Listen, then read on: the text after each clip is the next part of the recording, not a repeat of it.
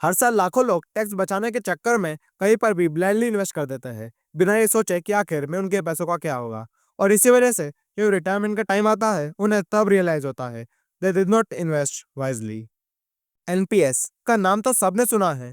Retirement के लिए लोग एनपीएस में इन्वेस्ट भी करते हैं, लेकिन 90% लोगों को यही नहीं पता कि उनका पैसा आखिर में कहाँ होगा, उन पैसों पर कितना टैक्स लगेगा और कितना अमाउंट लॉक इन रहेगा। और यही सबसे बड़ी प्रॉब्लम है। हम इन्वेस्ट तो कर देते हैं, लेकिन उसके पीछे के रिस्क और रिटर्न्स को नहीं समझते। अगर आपको भी इन सभी सवालों का जवाब जानना है, तो ये वीडियो आपके लिए है। क्योंकि आज मैं आपको एनपीएस के बारे में तो एक्सप्लेन करूंगा ही, और साथ ही इस स्कीम से रिलेटेड कुछ ऐसी चीजें बताऊंगा जो शायद कोई भी फाइनेंशियल एडवाइजर आपको खुलकर नहीं बताएगा। तो चलिए बिना कोई टाइम वेस्ट किए सीधे मुद्दे की बात करते हैं। अगर मैं आसान भाषा में कहूँ, तो नेशनल पेंशन सिस्टम एनपीएस एक गवर्नमेंट बैक्ड रिटायरमेंट स्कीम है, जिसे खास तौर पर इसलिए शुरू किया गया था ताकि लोग अपने वर्किंग ईयर्स के दौरान रेगुलर कंट्रीब्यूशन कर सके, जिससे एक अच्छा रिटायरमेंट कॉर्पस बिल्ड हो सके और रिटायरमेंट के बाद रेगुलर मंथली पेंशन मिलती रहे। फिलहाल अभी के टाइम में एनपीएस को पीएफआरडीए रेगुलेट करता है, जो इसकी ट्रांसपेरेंसी को बनाए रखता है। अब सवाल ये आता है कि आखिर एनपीएस को लाया ही क्यों गया। तो इंडियन गवर्नमेंट एनपीएस के पहले से ही एक ऐसा पेंशन सिस्टम चला रही थी जिसमें लोगों को रिटायरमेंट के बाद फिक्स पैसा मिलता था। लेकिन जैसे जैसे लाइफ एक्सपेक्टेंसी एंड पॉपुलेशन बढ़ी, ये सिस्टम गवर्नमेंट के लिए फाइनेंशियली अनसस्टेनेबल था। एंड इसी रीजन की वजह से फाइनली 2004 में एनपीएस को लॉन्च किया गया।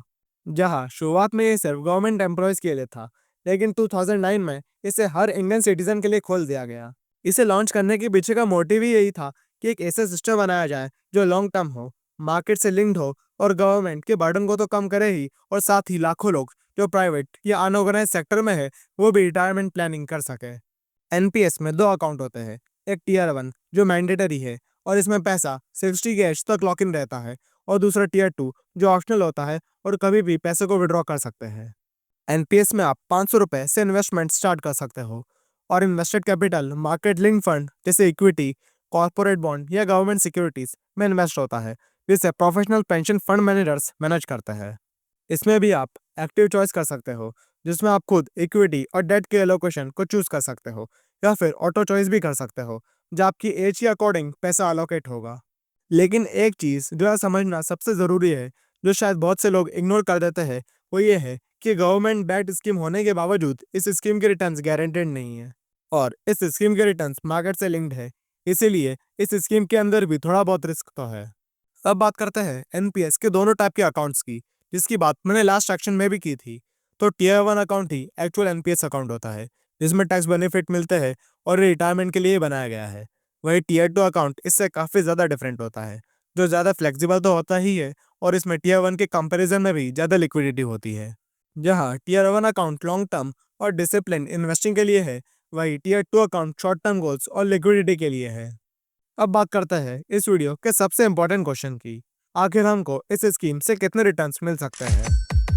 तो इस क्वेश्चन का कोई स्ट्रेट आंसर नहीं है, क्योंकि एनपीएस के रिटर्न्स मार्केट से लिंक्ड होते हैं, जिसमें पैसों को इक्विटी, बॉन्ड्स और गवर्नमेंट सिक्योरिटीज जैसे एसेट्स में इन्वेस्ट किया जाता है। अगर एग्जांपल के लिए पास्ट परफॉर्मेंस को देखें, तो इक्विटी ने गवर्नमेंट सिक्योरिटीज और बॉन्ड्स दोनों को रिटर्न्स के मामले में आउट परफॉर्म किया है, लेकिन इक्विटी में रिस्क भी बाकी दोनों एसेट्स के कंपैरिजन में सबसे ज्यादा होता है। अब अगर इस स्कीम के टैक्स बेनिफिट्स को देखें, जिसकी वजह से भी बहुत से लोग इस स्कीम में इन्वेस्ट करते हैं, तो अगर आप ओल्ड टैक्स रिजीम में हो और एक सैलरीड इंडिविजुअल हो, तो आपको सबसे पहले सेक्शन 80C के अंदर 1.5 लाख तक का डिडक्शन मिलता है, जिसके अंदर पीपीएफ, ईएलएसएस और एलआईसी जैसे इन्वेस्टमेंट्स भी शामिल है। और उसके बाद आपको सेक्शन 80 सीसीडी 1B के अंदर 50,000 रुपीज का एक्स्ट्रा डिडक्शन मिलता है, जो सिर्फ एनपीएस में इन्वेस्ट करने वालों के लिए ही है। एंड फाइनली सेक्शन 80 सीसीडी 2 के अंदर अगर आपका एम्प्लॉयर एनपीएस में कंट्रीब्यूट करता है, तो उस अमाउंट का भी आप टैक्स डिडक्शंस ले सकते हो, जिसमें सेंट्रल एम्प्लॉयज़ के लिए अप टू 14% तक का डिडक्शन, वही बाकी सारे एम्प्लॉयज़ के लिए ये डिडक्शन 10% तक का होता है। लेकिन न्यू टैक्स रिजिम के अंदर काफ़ी चेंजेस आ गए हैं। द न्यू सिस्टम में आपको 80C और 80 CCD 1B का कोई डिडक्शन नहीं मिलेगा। हालांकि 80 CCD 2 का डिडक्शन अभी भी अवेलेबल है। यहाँ एक बात ध्यान देने वाली है, जितने भी अब मैंने डिडक्शंस बताए वो केवल टीयर 1 अकाउंट वालों के लिए ही है, और टीयर 2 अकाउंट वालों में केवल सेंट्रल गवर्नमेंट एम्प्लॉयज़ के पास ही फर्स्ट टैक्स बेनिफिट्स है, और वो भी 3 ईयर के लॉक इन पीरियड के बाद मिलेंगे। टियर 1 ही एनपीएस का मेन अकाउंट है, जिसमें इन्वेस्ट किया गया पैसा 60 की एज तक लॉक इन रहता है, जिससे इस स्कीम की लिक्विडिटी काफ़ी कम रहती है और आप अपने पैसों को इजीली विड्रॉ नहीं कर पाते हैं। लेकिन इसका फ़ायदा भी यही है कि इससे आपके पैसों पर कंपाउंडिंग अच्छे से हो पाती है और हाँ, ज़रूरत पड़ने पर आप अपने कॉर्पस का 25% पार्शियल विड्रॉ कर सकते हो और 60 की एज होते ही आप अपने कॉर्पस का 60% अमाउंट लंप सम में विड्रॉ कर सकते हो, वो भी टैक्स फ्री।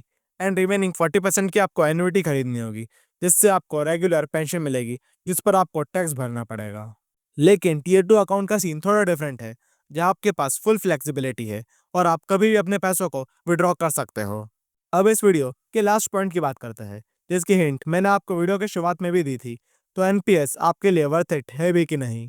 तो इसका कोई फिक्स आंसर नहीं है, लेकिन अगर आप एक सैलरीड इंडिविजुअल हो और साथ में ओल्ड टैक्स रिजिम को फॉलो करते हो, तो ये आपके लिए एक अच्छा टैक्स एफिशिएंट टूल बन सकता है और साथ में आपको long term retirement corpus build करने में भी काफ़ी हेल्प कर सकता है।